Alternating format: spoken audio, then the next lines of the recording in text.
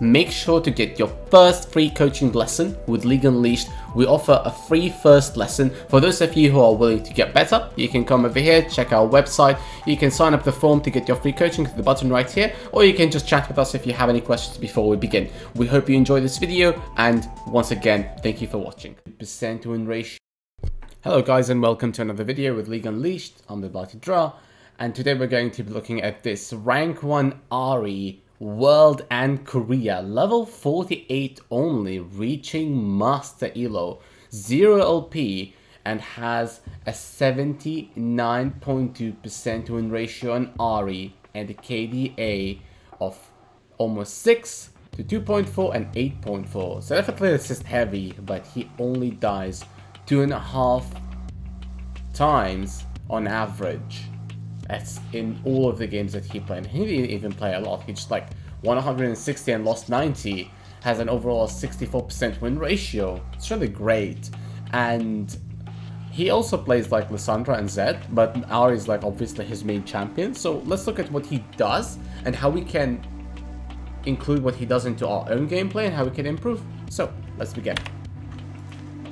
Just gotta close this one. Alright. Now obviously just like the first of most of the game. So he's playing against this game against Tuscana, Olaf. And he is playing against Rumble mid. Is the Ahri. So a bunch of shenanigans happen right here in the early stages of the game.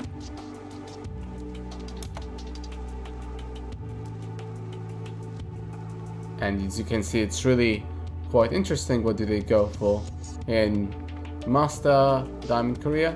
Right. So for his runes, so for his starting items, he started with Corrupting Potion. He's playing the Glacial Augment Ahri. For his runes, he is definitely going on the side of Glacial Augment. He goes for Magical Footwear, Minion Dematerializer, Time Up Tonic. Obviously, every time you go for Corrupting Potion, you should go Time Up Tonic, definitely. He's going Ultimate Hunter and Cheap Shot, which is really nice, because Ultimate Hunter makes your Ahri ulti on a really low cooldown that you can always spam it, you can always go for whatever kill that you want. And Cheap Shot amplifies the damage that you deal after charming someone, so you really need to be good on your charms. However, Cheap Shot also is, it's also easier to trigger the Glacial Augment. You just like slow someone with your auto attacks, then you can just hit your charm really easily when you Cheap Shot that. So he's trying to push over here at the early stages of the game. You can see he's not even bothering to poke the Rumble. He just charmed the wrong way over there for whatever reason, I guess. Mistakes happen. Rumble has Scorch. Really gotta be careful from that early Scorch damage. Is he gonna look for a Q? The reason that he doesn't poke him with Q over here is because he doesn't want the wave to hard shove, and he doesn't want the Rumble to shove into him, so the Ahri doesn't get ganked. He's playing against an Olaf, and Olaf is a really strong jungler at level 3. Definitely worry of that. Here comes the Volibear. Exhaust from Rumble is dropped. Here comes the Olaf definitely with a Ahri flashes, and that's a really beautiful play. That's really beautiful play. Does he get the double? Oh no, he doesn't. But the Volibear even gets to 11. He gets Ahri gets blue. Volibear helps him shove it. So you can see like he is charming the backline minions, so he gets the extra damage so he doesn't start missing them. And Ahri gets it. So overall he has 17 CS, he missed like only a couple of minions actually, very impressive stuff. And you could see how he waited until he flashed and Olaf was under his turret, so he flashes under his turret, he charms the Olaf. Really nice play over there. He kept his cool, he kept his calm, even when the Olaf ran him down with Ghost. Really like that, really like what I'm seeing. So not much happens over here, just decides to use another Minion Dematerializer on a custom minion apparently. So he uses most of his Minion Dematerializer stacks on a custom minion, not so sure. But let's do on a custom minion, yeah? Keeps the lane, lets that kind of minion stay alive, doesn't hit it because he wants Rumble to push, and so he can zone him out with his spells like that. Gets hit just by the edge of that. This wave is pushing into the Ahri. Ahri has less minions, uses W. So this guy maxes Q first and then W second. He's winning in CS and he has 1 kill and an assist. He's farming with his Q, so this is really important to look at.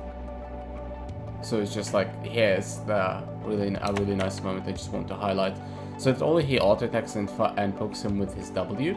So you see that this minion is about to die, both of them, and Rumble just stepped up for this minion. So this is when you just 100% land your RQ, and it's when you do it. Even if you miss your Q, you're doing something with it, so you're not using it to farm. And this was the third minion dematerializer stack that he used on a back wave. That's really insane. So he really wants that damage on the backline minions. You can see even with very minimal AP, he's actually dealing a lot of damage to these minions. Like, normally he shouldn't be able to do that much damage, so you can just like Q them on one all attack each, and possibly when he gets a little bit AP, he will be able to one-shot these minions at an earlier time than you should be able to. I think the same thing can work with Echo, but Echo itemizes differently. His ultimate has, he has two stacks of Ultimate Hunter. What is he gonna do? Tries to go for a charm. Rumble W's. Not much to do. So he already has a ward right here. He uses it as a post, so he can always access this play area, and he can always access this area if he wants. Not much to do right now. You can see that bot has recalled, and he can decide to go and gank the Skana, but like he cannot leave the lane because Rumble is just really bullying him out. And you can see like how he spaces out his abilities. That's the minion dematerializer for you. It really lets him farm under the turret, which is really great. Auto attacks Rumble whenever he can to just get that, you know, glacial augment. He slowed them for 23 seconds. That's good usage of glacial augment, because I see a lot of people go glacial augment and they never auto attack. Always make sure to auto attack when you go glacial. It's really amazing.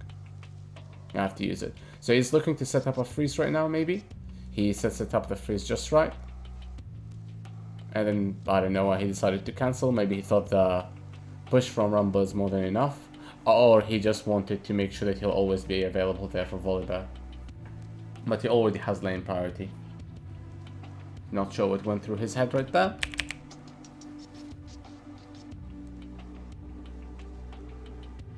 Really decent mechanics in CS.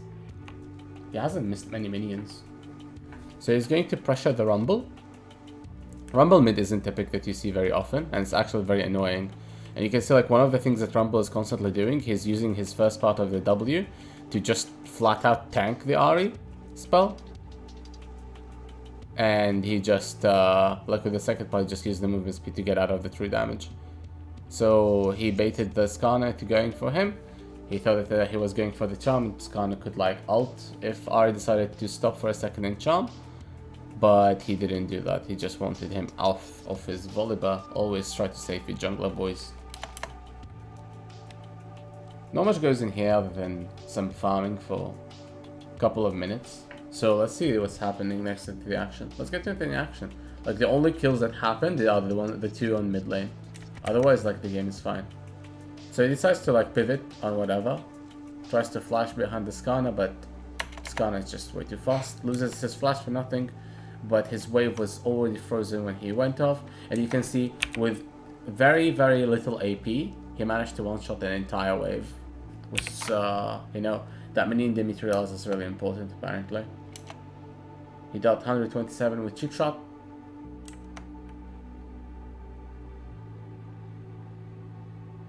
Rumble, really annoying to play against.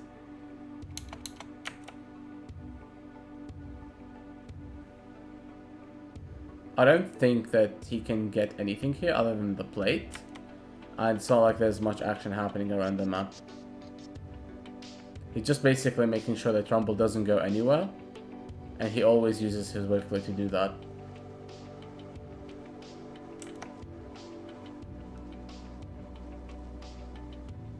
Thresh is there.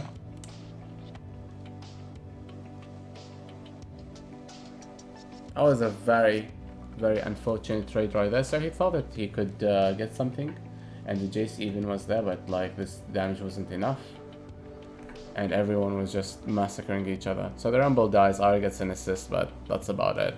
They kill the Kai'Sa, but all four of them die, which is obviously not worth it. So that was kind of a little bit of an inti play for the dragon after fight. They were not even fighting for dragons. So it just shows like even in high elo in Korea, a lot of people are going to make mistakes, including rank 1 Ahri.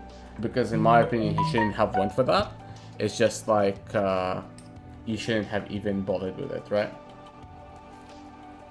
But I guess he thought that he could get a charm and one-shot somebody and then he can win the fight from there, but that didn't happen. Thresh had his lantern on, Olaf is a little bit too tanky, Kai'Sa will not be killed that easily. You can see the minion dematerialize out, really giving him the advantage over there in wave clear. He doesn't have a lot of AP, he has just GLP. Without Luden's Echo, he can just easily clear that. At level 9 it's normal to do so, but he started doing this when he was level 7 or so. He goes for GLP and he goes for Boots of Mobility, which is really interesting. He values roaming a lot, but he's not roaming that much this game. Probably it's just a bad habit, or like maybe just clicked it without thinking about it. Just autopiloted mid-game or something, because he's not using Boots of Mobility. Or maybe like he's gonna start roaming right now. He has full control of the river the whole time, because he always made sure that Rumble sleeps on the turret. Wow, that actually hit him. Uses charm to farm, uses a stack of corrupting potion, waits for his bot lane to come, zoning them out, closing their paths of the paths of exit. Really well played over there. Let's just watch that again one more time. So this is the really beautiful moment over here. So he's waiting for his bot lane, right? So watch at the speed, and you can see that instead of like really pivoting onto Kai'Sa, he just decided to close the path rather than give them any chance of escape. Saved his charm for when the Kai'Sa came. Proc the Brahms passive, really well played over there. Decided to like stop Thresh from running away and let his team do the rest. He got a kill. No, he didn't get a kill, he just got the assist over there, which is fine. You don't have to get kills all the time. All that you have to do is just ensure that you are, as a collective, are ahead. Speed this up. Sees Olaf, full control of the river all this time. He TPs. He's not gonna really try to charm anyone. Maybe he'll go for the Olaf. He does with that Q and W at the very end.